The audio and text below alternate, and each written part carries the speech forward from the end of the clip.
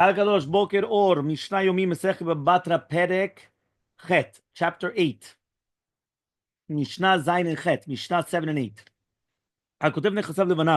Person is going to come and write a document to his children. He has to write down from today and from after death. Meaning this language has to be written because it actually means that it's given over today immediately. But the father still keeps the right until he actually dies. Meaning he's doing it purposely because he wants to give it to them today. But technically he doesn't want them to take it from now. But if not, he's going to be left in the cold. So therefore he just makes sure that it says Ma'yom ulachad mita. Those are the words of Rabbi Yehuda. Rabbi Yosef Omer, Rabbi Yosef says, no, you don't have to actually write down Ma'yom. Even without the Ma'yom, the second that you give it, it's already going to be a gift from then, which is going to mean today, even though it's actually not written that day. But if he only writes it after his death, so he cannot sell it because it's given already to the son. But the son cannot do anything because it's still in the reshut of the father. If right now the father sold it, it's only going to be sold at Sheamut until he dies. If the son sells it, so the lokeach, the purchaser, does not get anything until the father dies. Okay? The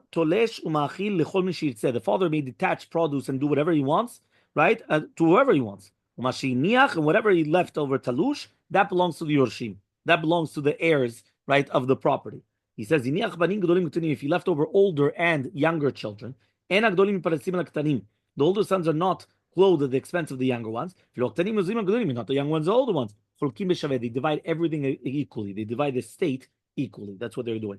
The older ones got married, so you marry off the younger ones. But if the younger ones said that we want to get married just like the older ones got married, we don't listen to them. Whatever the father gave them, they gave. So again, here we're talking about very, very simple rules about what happens about a marriage. So now if the father got them married off, the older ones, what happens now with the younger ones? So they can't just say, we want to have the same type of wedding. I apologize. We don't listen to them. Because obviously the father was alive at the first one. Mishnah Chet, last Mishnah of the Perek. If he left over older girls and younger girls, nobody takes over, but rather they divide everything equally. Why? Older and younger, everyone divides equally.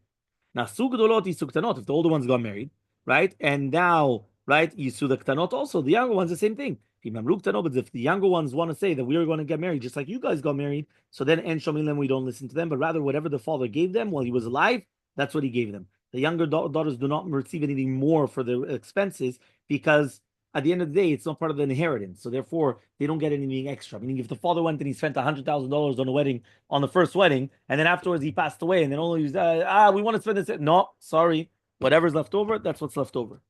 This is a chumrah of the banot more than banim.